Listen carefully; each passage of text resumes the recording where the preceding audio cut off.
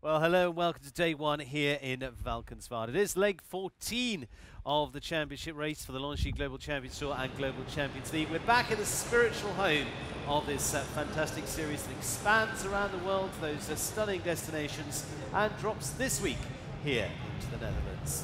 So, alongside me, Frederick Tobacco, we're going to be talking a little of the team competition. Lots to talk about. Absolutely lots to talk about. And already with the stage 13 behind us, as you'd expect, in London last week, we're going to take a look at how that all fared to start with. Because it was a win for the home team there with the London Knights, the championship team that are right at the top at the moment, extending their lead just by a fraction.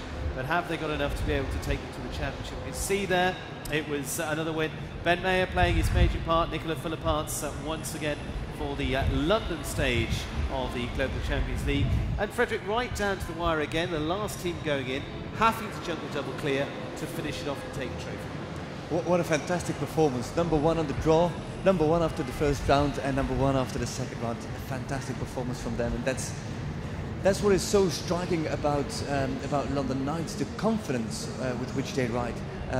Even when they're chasing, when they're in fourth position and trying to move up, they ride like they can't have a fault, like they've got the best horse, which they have, the best horse in the world, but their mental strength is really, really impressive. It's all the way through, as it was said earlier on in the season. I think Daniel Doyce said it, and Ben Mayer, I know, backed it up.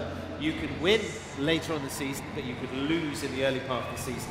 London Knights have held that strength right from day one in Mexico, right the way through. I think their worst finish is ninth all season. And as from Shanghai, they took the lead and they never gave it away. So they've been there all the time. They deserve to be up there. They've been always there. They've been always performing. And like you say, if your worst score is ninth place, that's just fantastic. With so many things going on and such other strong teams also competing, that's just a fantastic performance. Well, it continues a good performance. London Knights, we can see there, Ben Mayer, he's making his way here. He also leads the Longines Global Champions Tour. We'll come on to that a little later on with all 10 on the rankings here with us this week as well. It is really going to be a showdown of the very best. But Ben Mayer and Nicola Philipparts coming into the squad again here in Valkenswaard. But the home team, Valkenswaard United, they will come on to shortly as well, I'm sure are going to play their part. Of course, and they've been bringing good riders and good horses as well, especially here to Valkenswaard, to their hometown, to their home crowd. Fairlight, Van Dijken, Coronado, Ening and Alberto Zorzi, they're top performers throughout the season. And the question is, what is their game plan? Do they want to? Are they still thinking of that they can close the gap up to London Knights, or are they worrying about the Miami Celtics and the Shanghai Swans are moving up? 38-point difference between the top two teams at the moment. So have a look at the championship table as we've got here. London Knights leading, as I say, by a good way from Valkenswaard United. Then they're really playing their own game there. Miami Celtics, Shanghai Swans, the Rome Gladiators, Montreal Diamonds, keeping it very close between those. We'll come on to that in just a second. But a real battle there to get into the top four. The top four, for those that are not so sure of the rules, we'll keep reminding of you, as they go into the playoffs in Prague, we'll take the top 16 teams. The top four get a bye through round one. They go straight to the semi-finals in round two, which could be a big advantage, keeps the powder dry a little bit longer. Yep, less jumping, fresher horses. Like in Prague, the teams will field 3 horses. They'll take 4 riders, so even their team tactic and horse tactics will become even more important. And then that extra day of rest will be very crucial, I think, towards the final. Well, let's take a look. We've been comparing the two teams that we've got, our two leading teams at the moment, number 1 and 2, London Knights, their Valkenswaard United, their squad of 5 overall. You can see the consistency, can't you, between the London Knights. I mean, they've got a great squad in the Valkenswaard United, but London Knights just edging those percentages in terms of producing those clears. And that is quite impressive, actually. But it also shows how tight everything is, because we've seen the difference between Valkenswaard United and London Knights on the overall standing, and then you see how close they are in percentages. So it's literally marginal faults that make that big difference between those two top teams. Absolutely, and as we've seen before now, the double clear can put you in the lead. 4, and if it's not a quick 4, you could be 7th, 8th, 9th place, which is making a massive difference to those. And if you have a bad weekend yourself, it not necessarily has to be a bad weekend for your ranking. If your opposing team also has a bad weekend, no harm done. Absolutely. Well, the Valkenswaard squad are going to be out in force. We know that here in their home team area. We've got Marcus Enning here. Yeah, Marcus Enning, Alberto Zorzi, of course, all competing here. And they're fielding their 2 horses in the first round. Absolutely, we're looking forward to that. Coronado and with Fairlight. Fairlight as well, so they're going to be very strong there indeed. As we can see, just a few images of the Valkenswaard United squad. Valkenswaard United are past champions of the Global Champions League as well, going back to year one to year 3 of the team competition. But as you say, they're going to be bringing out some superb horses and plenty of that battle to come to them. But right the way down, anywhere amongst that top group, we could see a change around. It's all going to be about grabbing those extra points to make a difference wherever you are in the table, whether you're getting up into that top 4, into the top 16, into the playoffs, whatever it means to you, or winning the championship itself. Exactly. Absolutely. Well, let's take a look at a few of the horses as well that have featured so far in the championship, because it is all about having the right horsepower all the way. And here's been some of the top performing ones, and unsurprising to see a couple of those at the top. Hansen WL, the rider Peter Fredriksson, who's on the Prague Lions. Comilfo for a man who's on Valkenswaard United team this week in Marcus Enning. Both of those, every single time out, jumping a clear round. But look down at some of the others. And the thing is, Hansen only came on in the second part of the championship, and so did Comilfo. The Legend of Love, the number of rounds that she jumped, and then to produce 88% clear rounds.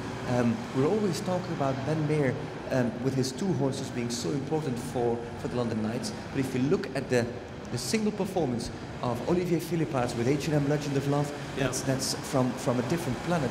I think they only had, out of 10 or 12 rounds, they only had 2 faults. So their consistency of jumping double clears, most importantly, is absolutely mind-blowing. Well, the consistency of the rest of the teams, we talked about getting into the top 4, 3rd, 4th and 5th.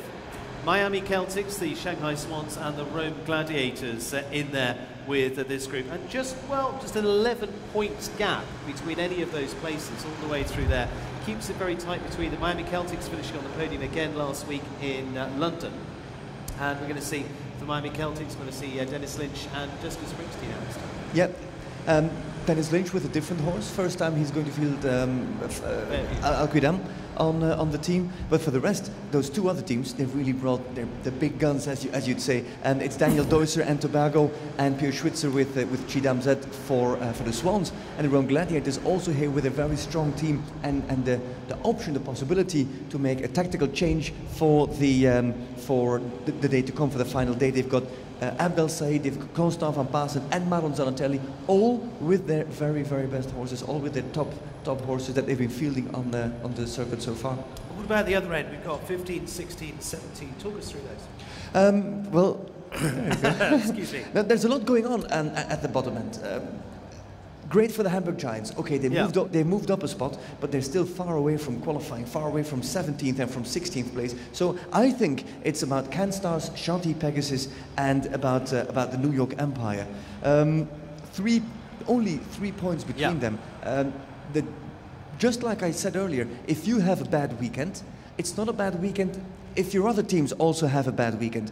But for them, if they have a good weekend and their opposing teams also have a good weekend, it doesn't help them very much. So the Empire, the Stars and Pegasus, there's 3 teams battling for those 2 places, 15th and 16th, to go to the Super Cup, into the quarterfinals. And maybe, who knows what happens? Do the Hamburg Giants have a chance? We'll have to wait and see. If they come out here and win and score 30 points, that turns things completely around. The tendency of the entire season is that it'll be tough for the Giants, it'll be tough for the Cascais Charms, but you never know. This is show jumping. Absolutely. Well, we caught up with a couple of the riders that are on the teams so far. New York Empire was one of those, and we caught up with David Will. So let's see what he has to say about the performances so far. Our chances for qualifying for the GCL Super Cup are good, I think. It's like 3-4 teams that are really on the edge and very close together. So I think it'll come down to the last show, to Doha, where it's going to be decided. But we have a strong team still, and we still believe in us. Our plan to qualify for the Super Cup is that Scott and I will do the last 3 shows here, Valkenswaard, Rome and Doha, and hopefully we will qualify. Well, got to keep the belief all the way through there, Frederick. New York Empire in there. CanStars we saw last week, they produced a fantastic round 1 in London, and then they fell right the way down, which is what can happen. You've got to produce it in the 2 rounds. That was drama, because you thought, oh, this is the one. This is the performance that takes the CanStars into the safe zone. They wouldn't climb another spot on the standings, but the gap to Shanti Pegasus and to the New York Empire would be extended so greatly that they would be home free. Absolutely. And then the biggest drop of the season, a dramatic second round, 13 places down, just single-digit points, nothing that helps them on the overall standing. I really would like to know what was going on in their heads when they came out of the ring and they knew that it completely fell apart, because it did. Well, let's have a look at, we also caught up with one of the Hamburg Giants, Sameh Dahan, who was the big hero for them in Paris. So let's see what Sameh had to say about the Giants, who are making that just steady climb. Maybe they can make the top 16. I think my team chances there's always a chance, in my opinion. At least we're not last on the table anymore. We picked up one spot in London. So yeah, I'm hoping for a very good result this week that pushes up a little bit more. And from us to the 16th, which is the qualifying spot, we're not so far. Well, our team plan is basically to get as best results as we can, and we're trying to field the best riders. Team manager Joanne Sloan Allen is trying to field her best riders and best horses in each round. Today I start Suma Zoro, and Cindy, my teammate, starts Catalina, which is her best horse as well, and we're hoping for a good start to set us up for a good result for tomorrow. Well, they're a little from the Giants, Frederick. They're not going to go down fighting, and they are going to take it all the way to the top. Absolutely, they're motivated, and it's a beautiful story, I think, of the Hamburg Giants. If you ask each and every one of them, there were 5 individuals when the season started, and slowly everything got together, and they've gotten into a team, and they started communication, and they started talking, and they started making plans. If they would have had that in the beginning of the season, I think they wouldn't be fighting in the relegation zone. I think they would have been more up.